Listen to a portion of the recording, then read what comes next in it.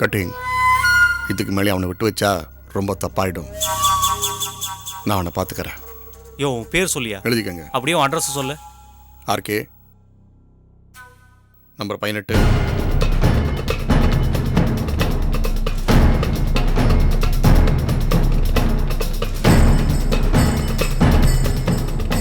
யோ உன் அட்ரஸ் சொல்லியா? எழுதிக்கோ. கட்டிராஜா.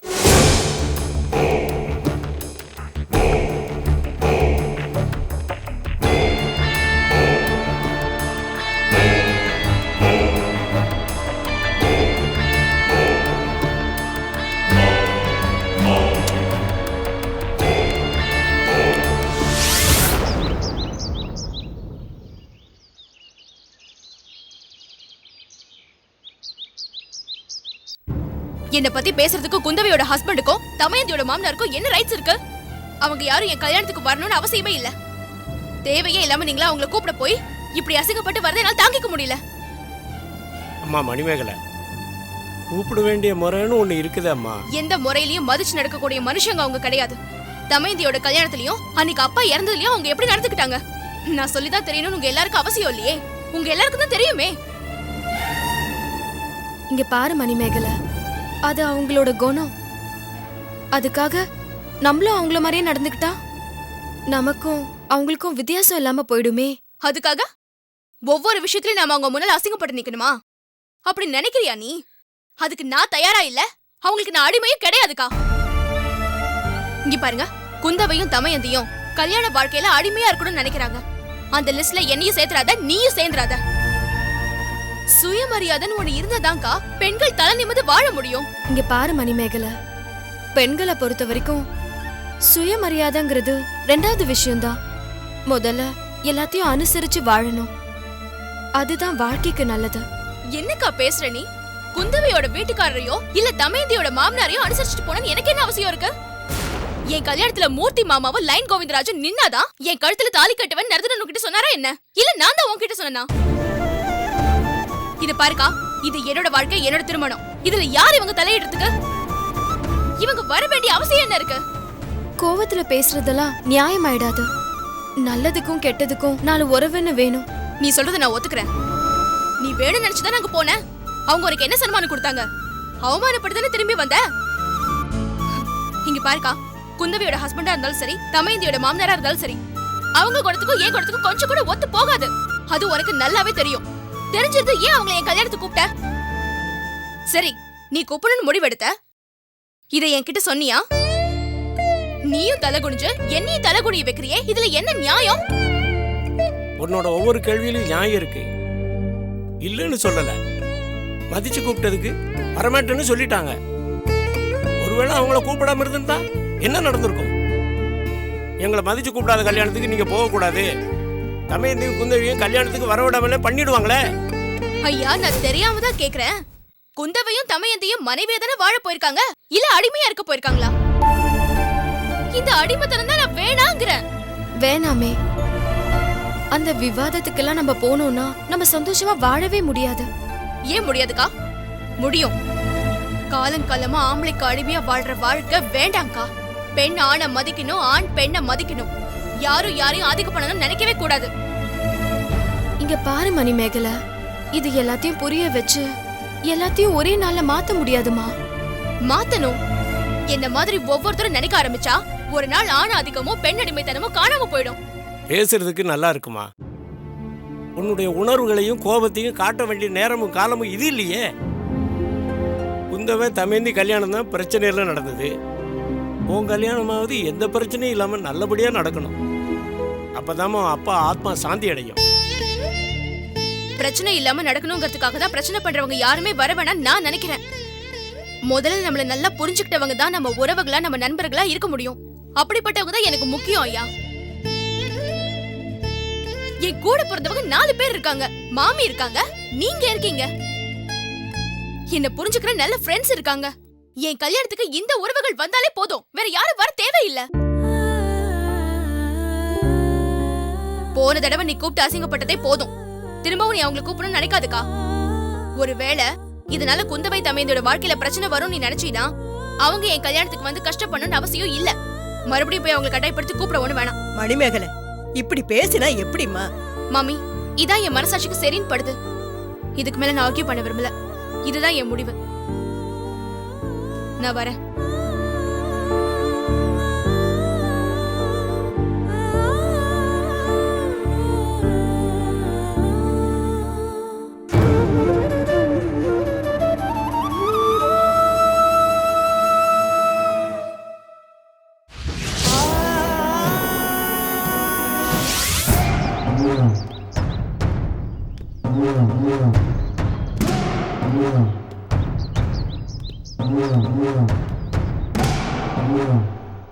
என்ன வக்கீல், ரொம்ப யோசிக்கிறீங்க?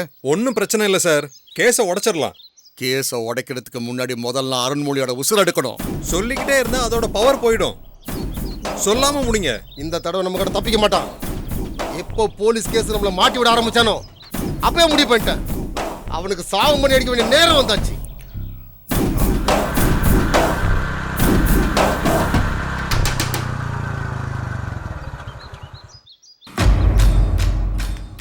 அண்ணா, எல்லா பிரச்சனைக்கும் அருண்மொழி தானே காரணம். தெரியும்டா.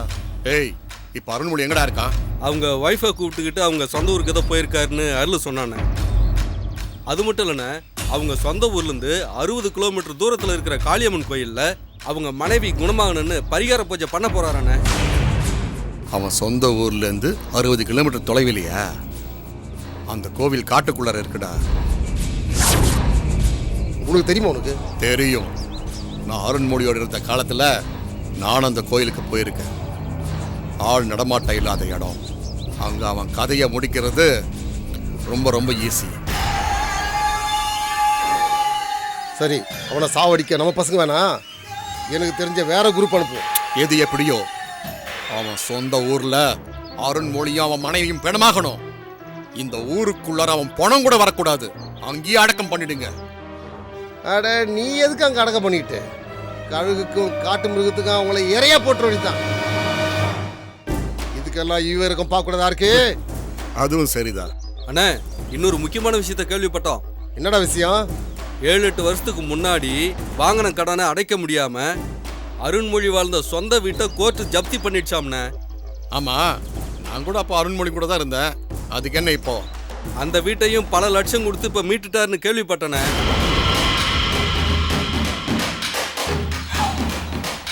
ஜெயிச்சிட்டான் அருண்மொழி, ஜெயிச்சிட்டான்.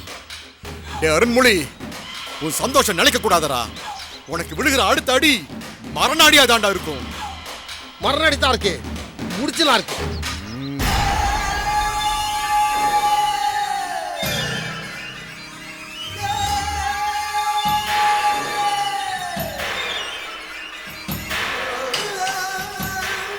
ஹலோ, நான் கட்டிங் ராஜா பேசுறேன்.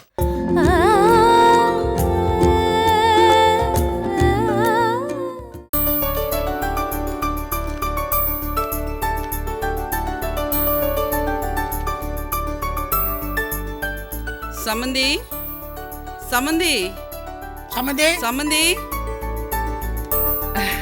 வாங்க வாங்க வாங்க வாங்க வாங்க வாங்கம்மா, உட்காருங்க. நல்லா இருக்கீங்களா? நல்லா இருக்கேம்மா. கடவுள் புண்ணியத்துல எந்த குறையும் இல்லாம இருக்கு. உட்காருங்க, நீங்களும் உட்காருங்க.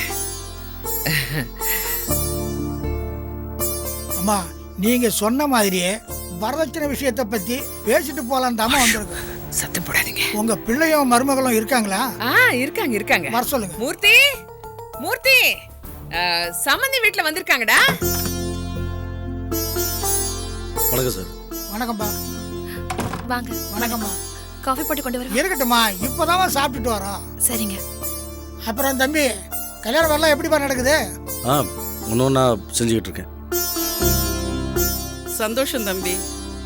அப்புறம் அந்த கல்யாணத்துக்கு சீர்வரிசை என்னென்ன செய்யணும்னு ஒரு லிஸ்ட் போட்டிருக்கோம். அதை கேட்டுக்கிட்டீங்கன்னா உங்களுக்கு பர்ச்சேஸ் பண்ண வசதியா இருக்கும். சொல்லுங்கம்மா, நீங்க என்ன எதிர்பார்க்குறீங்கன்னு சொல்லுங்க. தம்பி, பொண்ணுக்கு ஒரு 60 பவுன் நகை போட்டுருங்க. பையனுக்கு மோதிரம், கை செயின், கழுத்து செயின் ஒரு 10-15 பவுன் போட்டா போதும். அப்புறம் வீட்டுக்கு தேவையான பண்ட பாத்திரம் சீர்சனதி எல்லாத்தையும் செஞ்சிடுங்க. இதெல்லாம் நான் உங்களுக்கு சொல்லி ஒன்றும் தெரிய வேண்டியதில்லை, இதெல்லாம் உங்களுக்கு தெரியும். பார்த்து எல்லாத்தையும் செஞ்சிடுங்க. அது ஒரு 6-7 லட்சத்துக்குள்ள பார்த்து செஞ்சிடுங்க. முடிஞ்சா செய்யுங்க, இல்லை பணமாக கையில் கொடுத்துருங்க, நாங்கள் பார்த்துக்குறோம். வரதட்சணைலாம் எதுவும் எதிர்பார்க்கல. நீங்கள் என்ன செய்வீங்களோ செய்யுங்க, அதை ஏற்றுக்கிறோன்னு சொன்னீங்க. நாங்கள் தான் சொன்னோம். அதுக்காக நீங்கள் எதுவுமே செய்யாமல் பொண்ணை மட்டும் கல்யாணம் பண்ணி அனுப்புனா போதுமா? எங்கள் உறவுக்கார முன்னால் எங்கள் மரியாதை என்ன ஆகுறது? இல்லை, உங்கள் மரியாதைக்கு எந்த குறையில்லாமல் நாங்கள் செஞ்சிடறோம். ஆனால் நீங்கள் எதிர்பார்க்குறது தான் கொஞ்சம் அதிகமாக இருக்குது. மாப்பிள்ளையை கூட நான் இடையில சந்தித்து பேசினேன். வரதட்சணை வாங்குறது எனக்கு பிடிக்காது, உங்கள் விருப்பப்படி என்ன செய்யணுமோ அதை செய்யுங்க, எந்த ஆடம்பரமும் வேணான்னு அவர் சொன்னார். இதை நான் கேட்கலப்பா, என் பையன் சொல்லித்தான்ப்பா நான் கேட்குறேன். வேணும்னா ஃபோன் போட்டு தரேன், நீ ஏன் நேரடியாக பேசுது?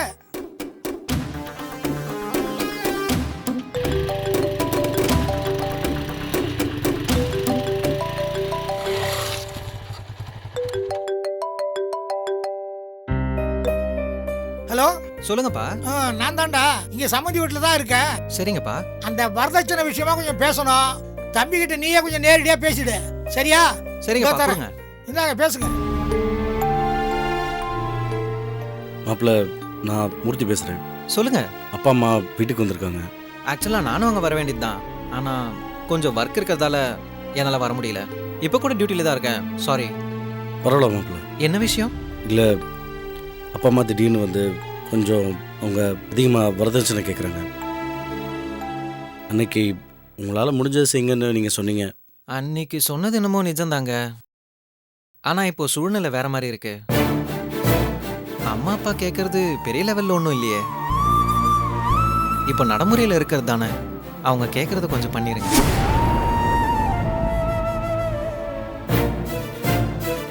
சரிங்க மாப்பிள்ளை.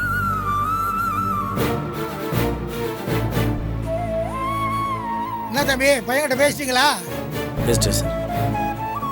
பின் என்னடா, மாப்பிள்ளை வீட்டுக்காரங்க எதிர்பார்க்கறதெல்லாம் செஞ்சிட வேண்டியது தானே. ஏன் யோசிக்கிற?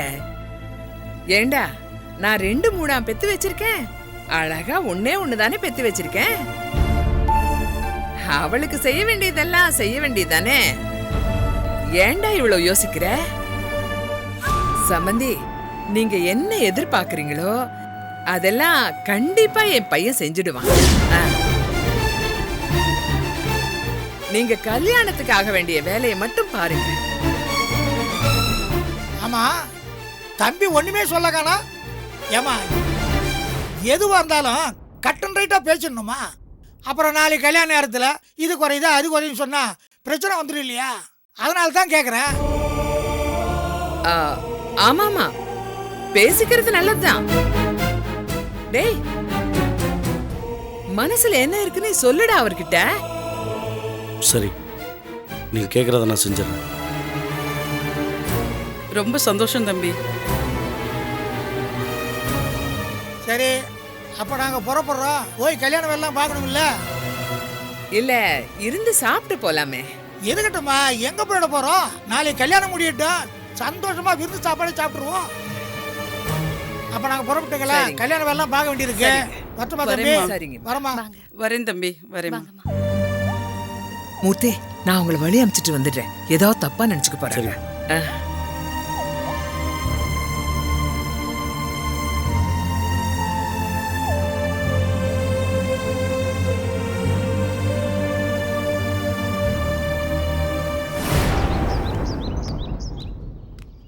சம்மந்தி, சம்மந்தி, நில்லுங்க நில்லுங்க. ரொம்ப நன்றி சம்பந்தி. நான் சொன்ன மாதிரி ஒன்ன விடாம எல்லாத்தையும் சரியா கேட்டீங்க. எனக்கு ரொம்ப சந்தோஷமா இருக்கு சம்பந்தி. அம்மா, உங்க பிள்ளையாலையும் மருமகளாலையும் ரொம்ப கஷ்டப்படுத்துறாங்க, வேதனைப்படுத்துறாங்க, அப்படி இப்படின்னு சொன்னீங்க.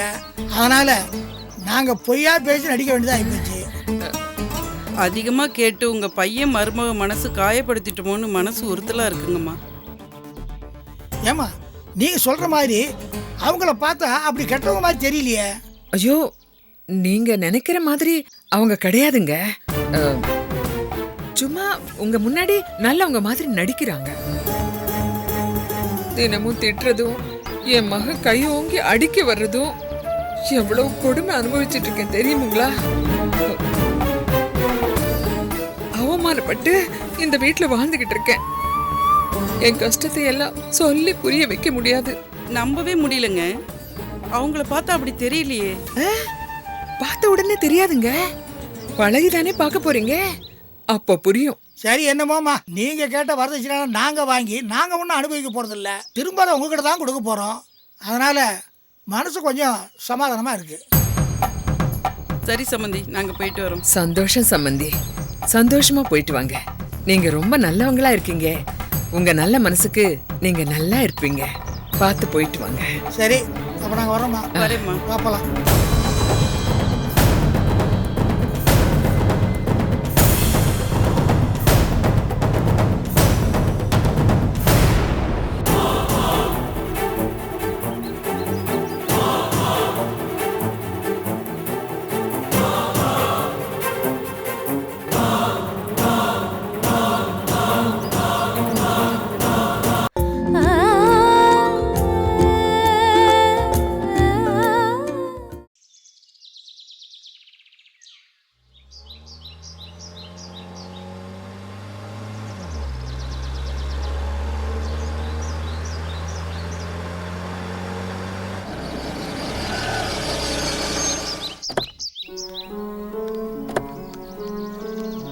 வணக்கம்யா. வணக்கம். வணக்கம். நல்லா இருக்கீங்களா? நல்லா இருக்கேன். நீங்கள் நல்லா இருக்கீங்களா? நல்லா இருக்கேன். நீங்கள் வருவீங்க தான் இங்கேயே காத்துட்டு இருந்தேன். சரி சரி, இது என்னோட மனைவி யாழினி. வணக்கம்மா. வணக்கம். என் பேர் அப்பா சாமி. நான் தான் இந்த தோப்பையும் வீட்டையும் பார்த்துட்டேன். ஆமாம்,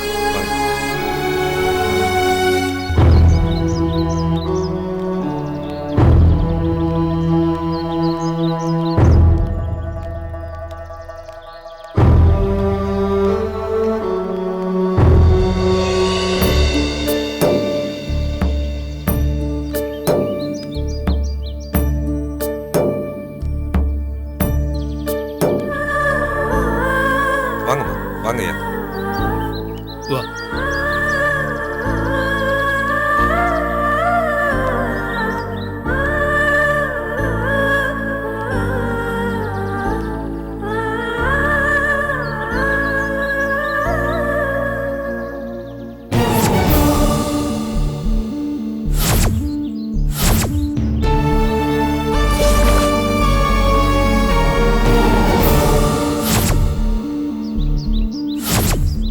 யாழினி, வா.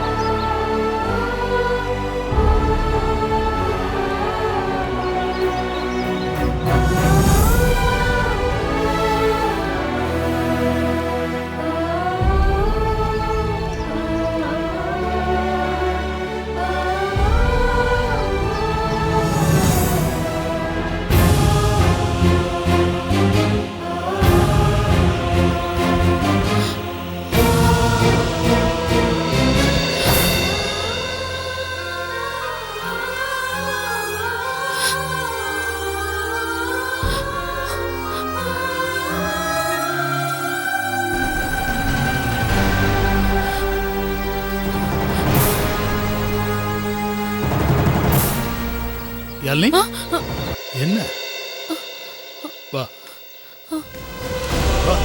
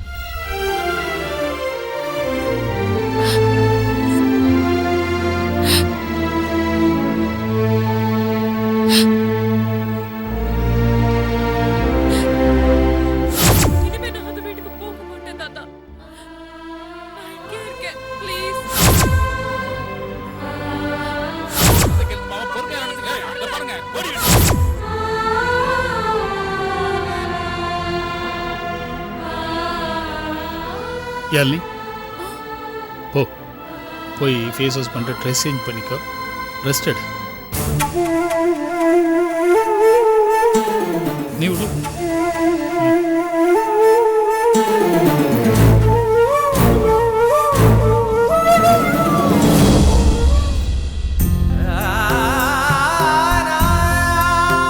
வருத்தப்படாதீங்க தம்பி.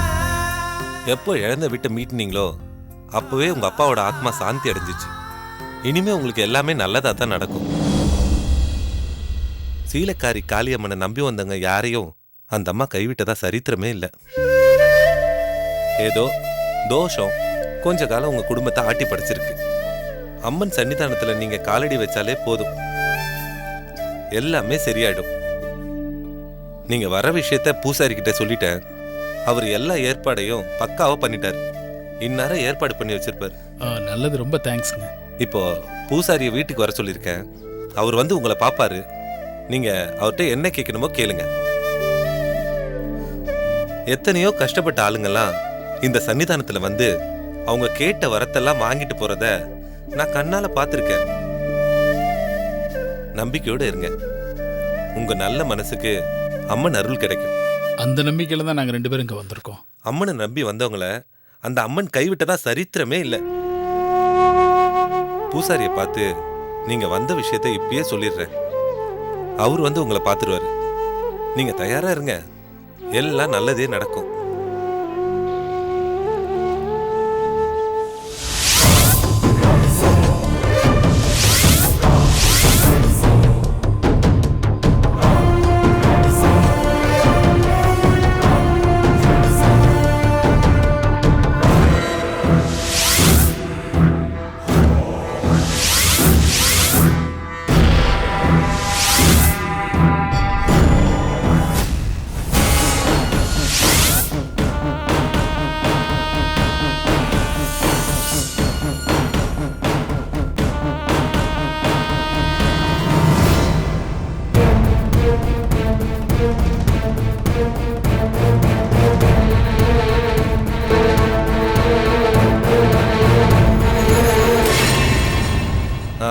கிளம்புற தம்பி. எதுவா இருந்தாலும் ஃபோன் பண்ணுங்க, தானும் வந்து நின்னுடுவேன். சரி. பூசாரி எல்லா ஏற்பாடையும் பக்காவா பாத்துருவார் தம்பி. ரொம்ப நன்றிங்க, நீங்க ரொம்ப பெரிய உதவியெல்லாம் செஞ்சிருக்கீங்க. நீங்க தம்பி, உங்க அப்பா எங்க குடும்பத்துக்காக அந்த காலத்துல எவ்வளவு செஞ்சிருக்காரு தெரியுமா? அதுக்கு முன்னாடி இதெல்லாம் ஒண்ணுமே கிடையாது. எதை பத்தியும் கவலைப்படாதீங்க. வரட்டுங்களா? போயிட்டு வாங்க. ஐயா, கொஞ்சம் வேலை இருக்கு. பாருங்க.